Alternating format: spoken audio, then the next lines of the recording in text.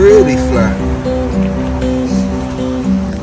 My tyre is like a box of chocolates, man. You just don't know what you're going to get in the morning. It's really flat. It was fine yesterday. Alright guys, so we are inside the building. This has been an ongoing job and we're almost at a point where I'm right up behind the builders and they can move on with some other bits and pieces before they release any more plastering for me. So I think this video is going to be for beginners and we're going to concentrate probably entirely on this one wall amongst other things. I've got lots of other things I can be getting on with. I've got some basic board work in some bathrooms and en suites, but it's just board work and it's very, very simple stuff. You just literally plaster it. But let's have a look at this wall, which is in rather a sorry state, isn't it? It needs making over. We can't do the ceiling at the moment, but this is one thing that I can be getting on with, and the builder is keen for me to get it done. I think quite possibly so he can get radiators up and stuff like that. But let's have a closer look, shall we?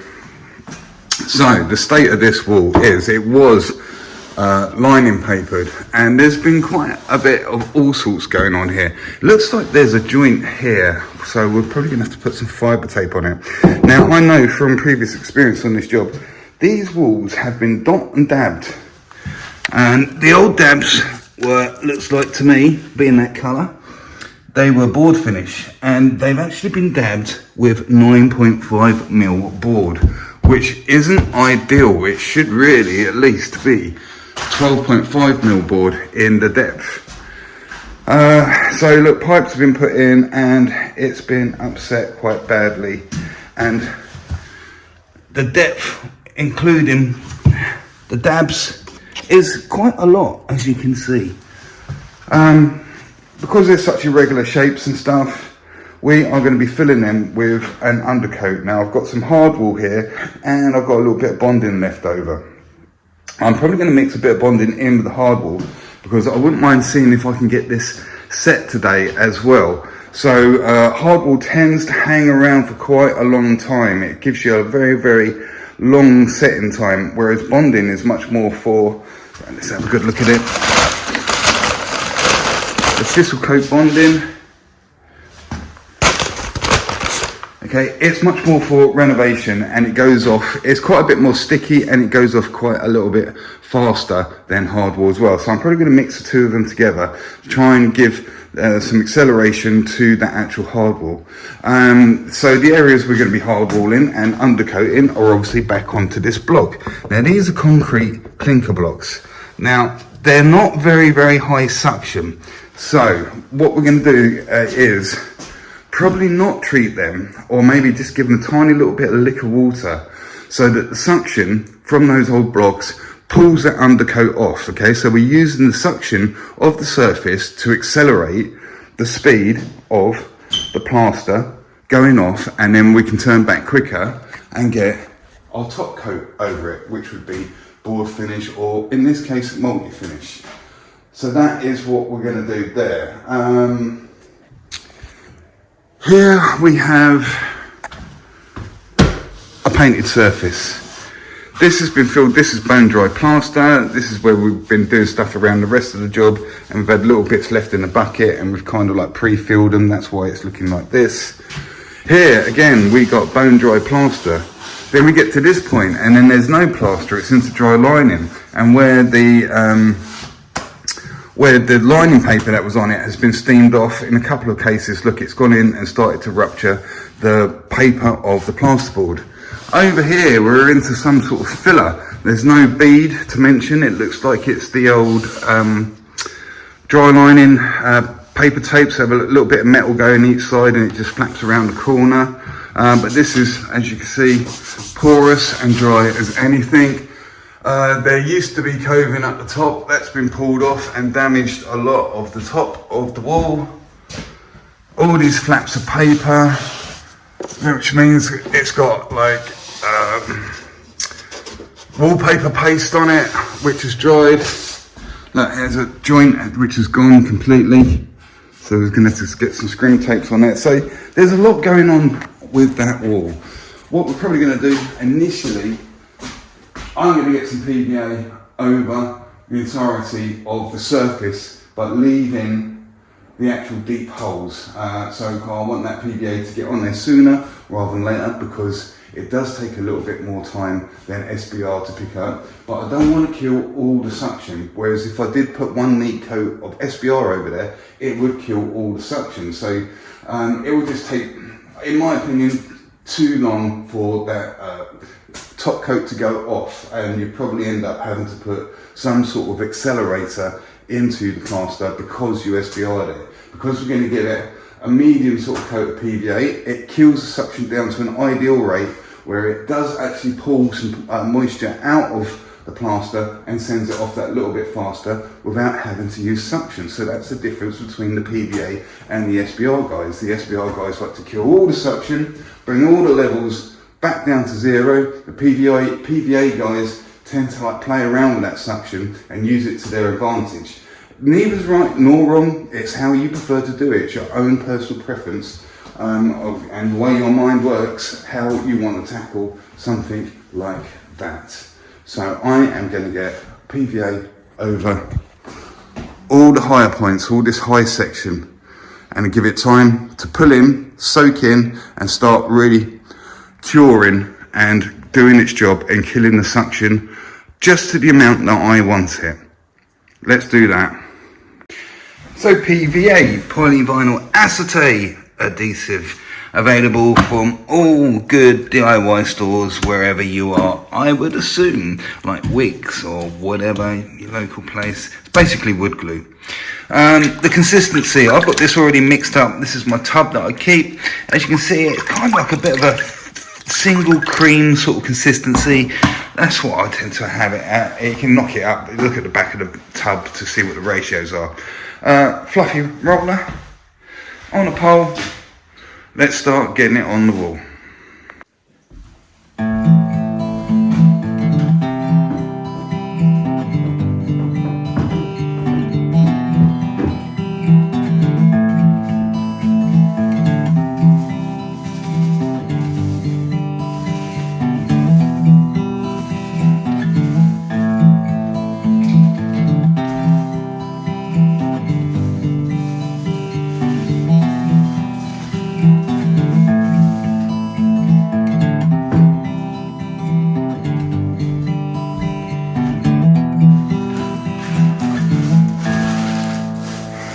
See how it's turning dark. Let's see this little area there. Get the PVA over it. Start soaking in, turning dark straight away, especially on bone dry plaster.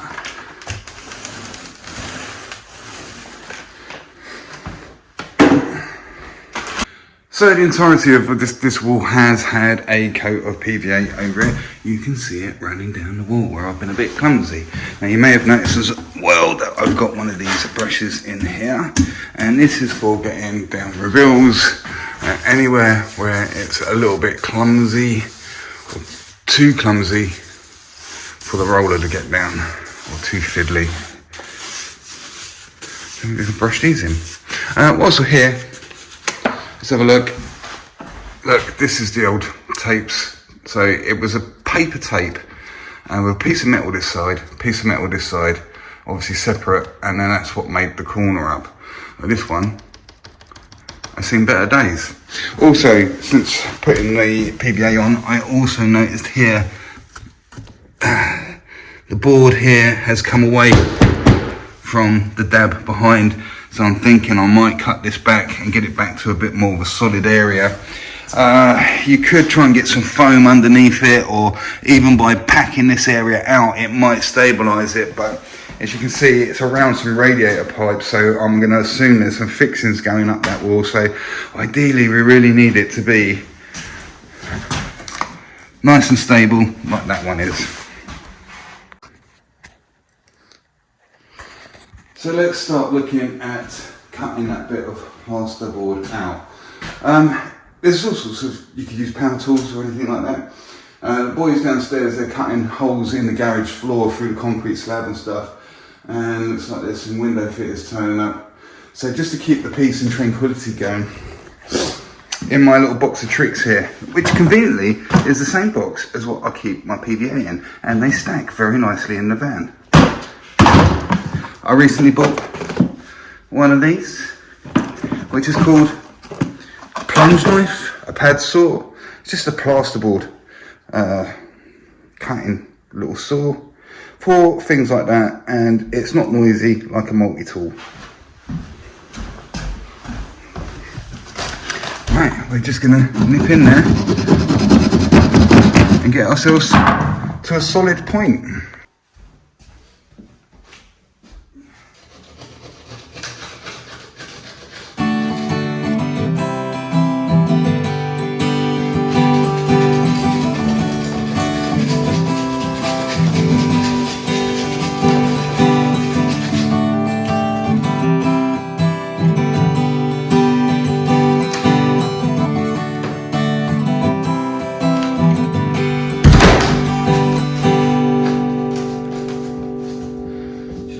Maybe they've come away from the dot and dabs, but looks like they've been quite conservative. It's not too bad there. I think we might be able to solid that up. Carry on through here.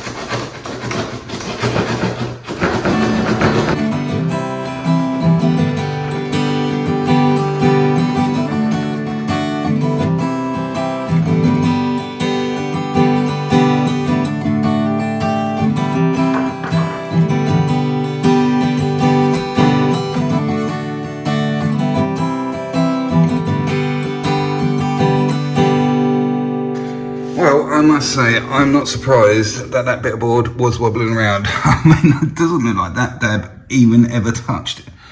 Same as that one there. That dab touched just, and there's a dab there, and there's a dab there. So it's much better. Yeah, that had to go. So there's the back of the board that just came off. That's the actual original machine edge. There's a little bit of plaster stuck on it there, but look, it's clean as a whistle. I'm guessing that guy had somewhere to go at home time. Okay, we got our hardwall here ready to rock and roll. We've got a bit of bonding in there, and we've got one full regular builder's bucket of water in there. Guessing how much we need. That's a difficult one when it's something like this because of the depth, etc. You might do well to put maybe 2 coats on. Because it is looking quite deep, and having such a deep area which is absolutely soaking wet could make things a little bit tricky for you. So yeah, maybe build it up, keep it behind, get it close, and then knock up again and put another coat over the top when you've got a thinner amount, and then you can manipulate that to be flat. We can speed this up if you wanted to by putting a couple of handfuls of cement or something in there. I don't think there's any about, but yeah, I'm not too worried. Bonding and the suction from those dry blocks. The hardwall is for medium to high suction areas. So the hardwall element inside this mixture we're going to put on there should be able to deal with the high suction, and the bonding is going to give it a little bit more speed. So it's a bit of a magic potion, just mixing bonding and hardwall.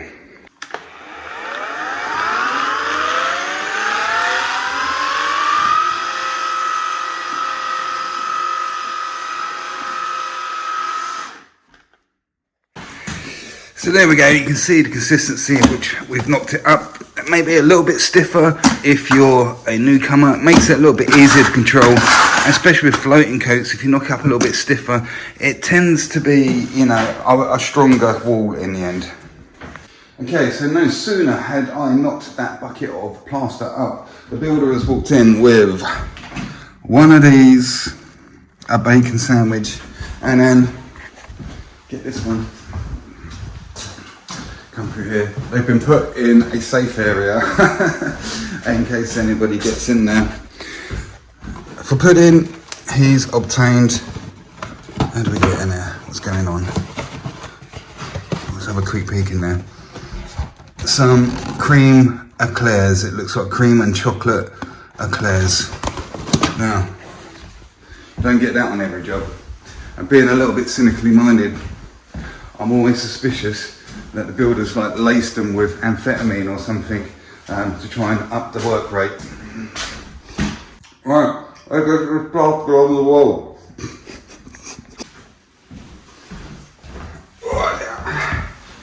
Okay, so as you can see, I've knocked this up really rather stiff.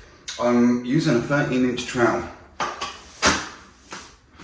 Okay, so when it's something as deep as this, newcomer may be tempted just to get it tight like a little bit, and they'll be really delicately like trying to push it on, and it's on. Look, but look, you can see it's only just hanging on. It's going to fall off. You need to get this to really push in and slam into this surface. So you do need to get a decent bit on your trowel and get it in there. I mean, I've knocked it out quite thick because of the depth. Let's see how close to it we can actually get.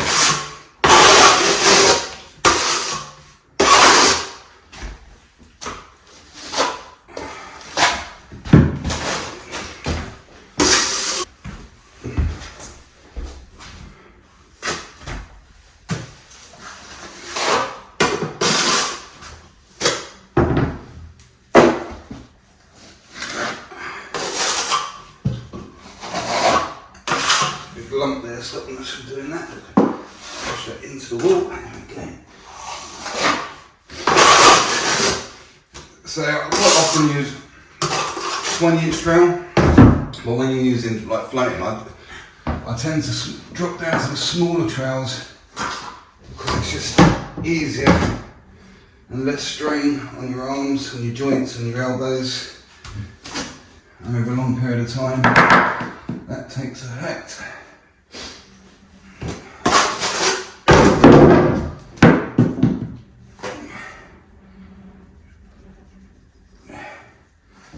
So you're giving it a bit of a wiggle and coming off at an angle of it helps reduce the drag from your trowel.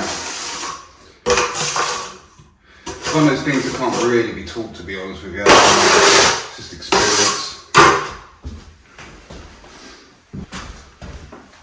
So as you can see, I've worked around the edges, pushed into it. It's always a good idea to work towards what you've already done.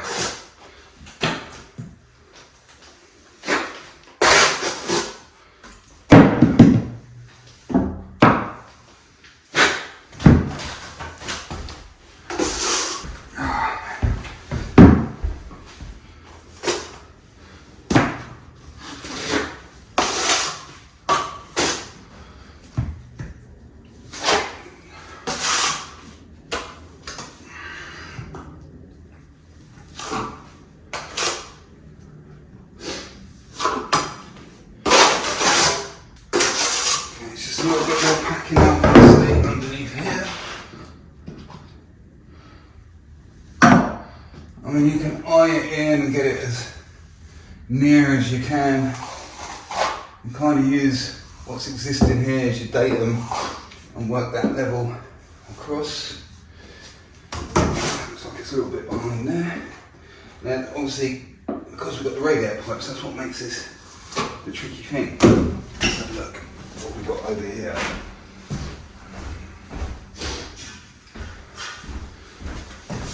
Short straight edge.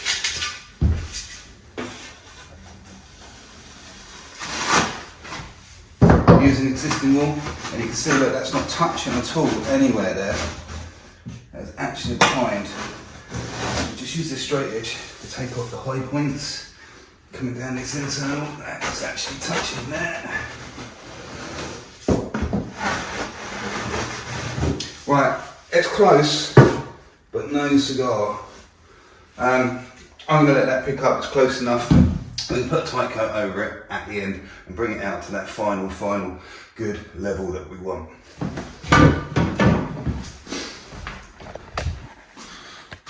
So now we have all these little areas filled in with hardball and bonding, knocked up pretty good. I had to knock up a tiny little bit more just to bring this last one out. Oh, there's a little hole up there I can feel. There's a bit of bend in there, so what's left in this bucket I can use just to feather that round a little bit, just shape it up, and there's some holes at the top. So I'm just going to use that up, and then I'm going to turn my attention to putting up the beads, and just hopefully this will start pulling in sooner rather than later, and we can get a coat of multi-finish over the whole thing. So just quickly before we get back onto that one wall, because I was going to make the whole video all about doing that one wall. The builder wants this bathroom done. Now, if you remember, if you are a regular viewer of this channel, there's been, I can't remember what I called it, but literally just a last couple of, it's not the last one, video before, I think, we did a video about, it was called No Plastering Whatsoever. That's what it was called, probably why I couldn't remember it. So yeah, we had trouble with this sliding door because we couldn't get the screws in. We had a nightmare. Anyway, there's another kit and it's got the screws out of the other kit, and you can see what they are. They are drywalls, and they are the finished drywalls I have, the shortest drywalls I have ever seen in my life. So he wants me to get this done for Monday. We can't do all of it, we can only do the ceiling, and by getting this on this pocket door, to show you what it looks like, that's the bit of board we had cut, we have to get into these metal braces, okay, and then the door slides in and out of the wall. It's called a pocket door, that's what they're called. So in the meantime, we're doing that wall out there. We are starting to get this done in here. So I can only get this window wall on. I can get the ceiling. Once I get that tacked up with those crazy short screws, then this wall can be done and this wall can be done. But I can't do this wall because the plumber needs to get his pipes up for the shower, and they're coming out up there somewhere. So we needed to get these edges done here at least. This was the offcut from this floorboard here, which came up to this point. And then the offcut filled this point, which conveniently left a 1.2 space, so a full sheet is going to slide in between this gap. That's why it's been left at this size. So the builder has kind of like pulled me off of that wall and insisted that this room here is started to be plastered, as he wants to get the plumber in here. He points, I just do what it is. So should we start this video again, shall we?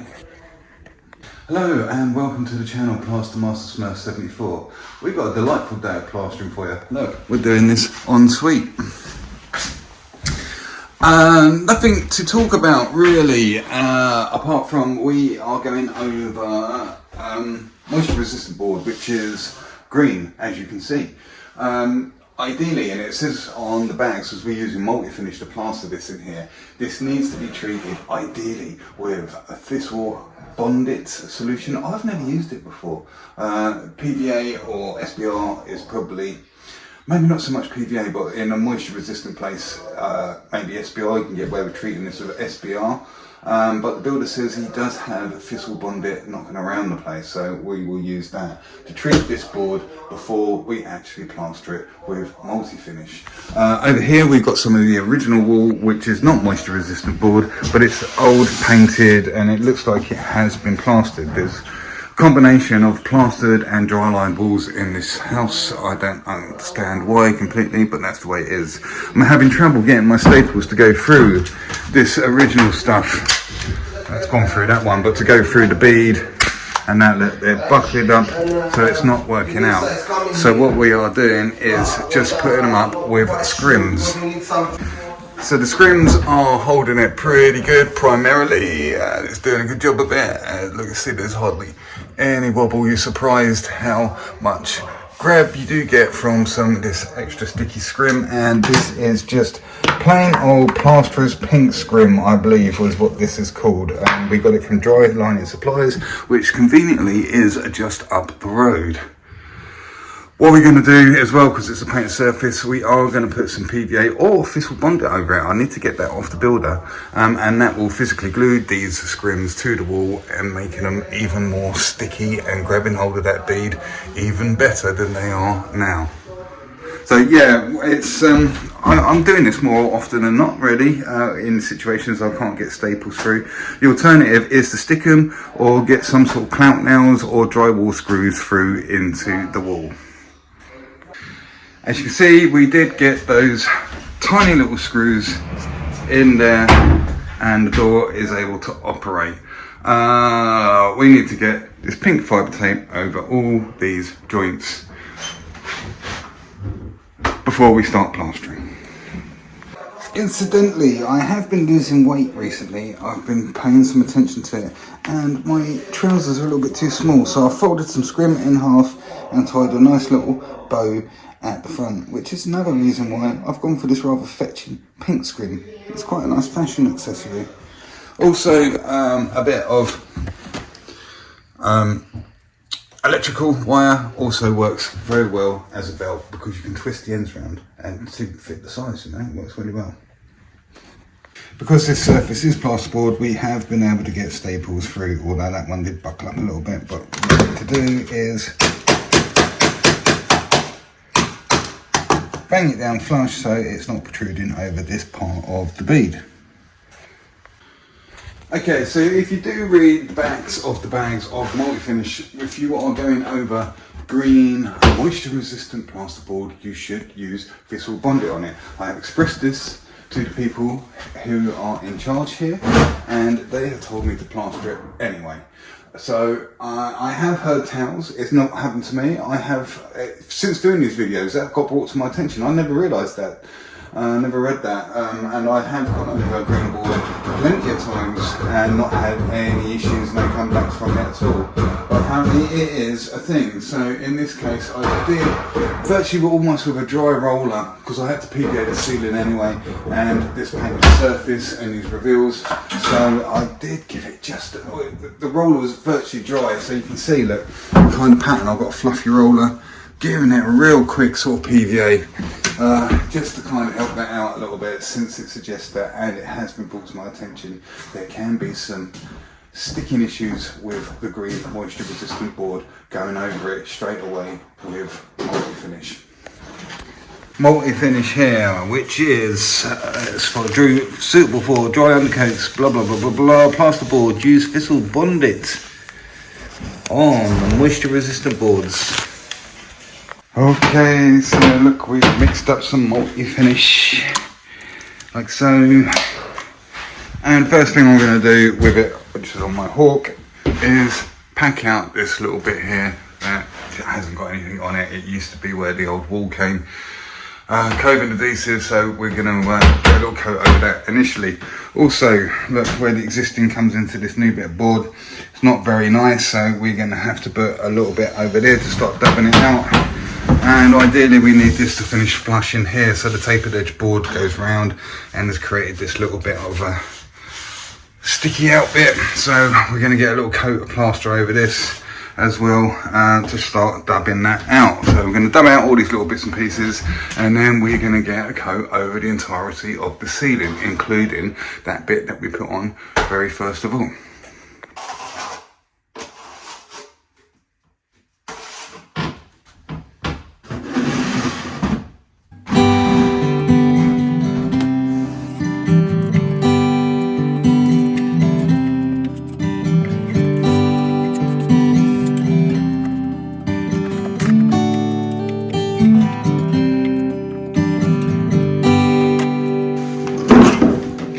Okay, so let's have a look exactly what's going on here. See, we got the old stuff and we got the new stuff, and we've got the scrim tape going over the two.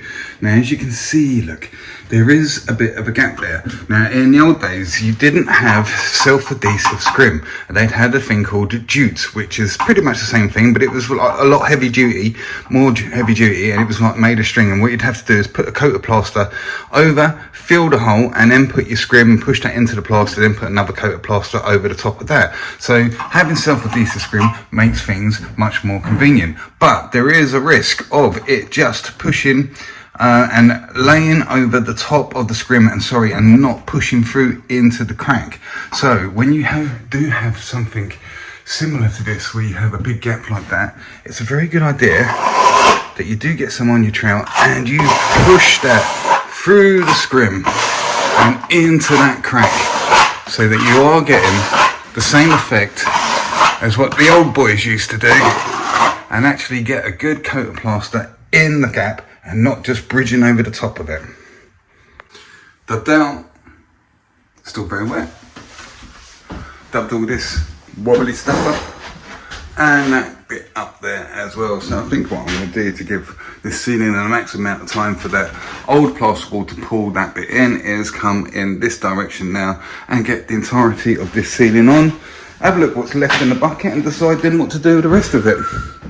Maybe get these reveals on, I don't know. Okay, so we got that wall on, we got these reveals on with the head. I've dubbed this out, dubbed that out as you saw, and I've got the entire ceiling on at the moment. Okay, now, whilst that's picking up a little bit, I've been given clearance. I can now consume this rather fetching chocolate cream eclair. What we're just doing now, I can't try it all now. I've still got some left in the bucket, so we can use for dirty water. For liquid. Okay, so like I said just a minute ago, I've got this left over, so I'm probably going to use that to mix back into the next stage to speed up that setting time a little bit. We've just wrapped that in, not much more we can do with it until it picks up for a little bit. Okay, with a little bit of dirty water left in the bucket, I threw the rest of these walls on. Say the rest of them, 2 of them, 1, 2, there you go, they're on. And then the seal, the board here. So we're starting to trowel up this wall and this wall, everything else is complete apart from this seal or window board, whatever you want to call it. I know some people get all uppity fudge cake if you call the inside one a window board, no, a window seal, because the seal's on the outside, the window board's on the inside. Man. Yeah, so we're on the home straight really. It's been quite a long week, to be honest with you. I'm just trying to remember where I've been all week. Been here, there and everywhere, it would appear. I've got another little job to do tomorrow, and then in the afternoon I need to attend a suit fitting. So another busy day again. So yeah, run home straight, let's see this through, time to get the tools out. I think next week we might be back in with Jasper. I don't know exactly yet, let's see how things evolve over the weekend. But let's just keep trailing this up and we'll be done and out there in no time. Okay, so we are all complete now. You are very good man. Well now, as soon as I'm out of here, the plumber's in here. Okay, I'll do this. One offset this way. Yeah, it's correct. Offset this way. It's offset. Okay, so. Huh? These boys have been very busy down here, digging their holes. And look, they've still got a way to go with that one, haven't they? Yes.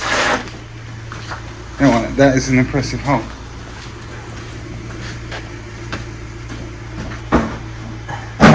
So there you go, that's what happened today. Some plastering, just like usual on this channel, Plaster Master Smurf 74. If you enjoyed what you watched, please do hit that subscribe button, it really helps me out. And I'm telling everybody at the end of every video, just in case this is your first time watching this stuff, we've also got a group on Facebook called Plaster Master Smurf 74. If you wish to engage with us and other plasterers in more of an intimate level rather than just on the comments section on YouTube, then come on over there and click on the group and join the group, and we can all have a lovely little chat together about bacon sandwiches and cream eclairs, whatever. Alright guys, take it easy and I'll see you on the next video, which should not be too long. I've got to go work tomorrow morning, I might record that. Alright, take it easy.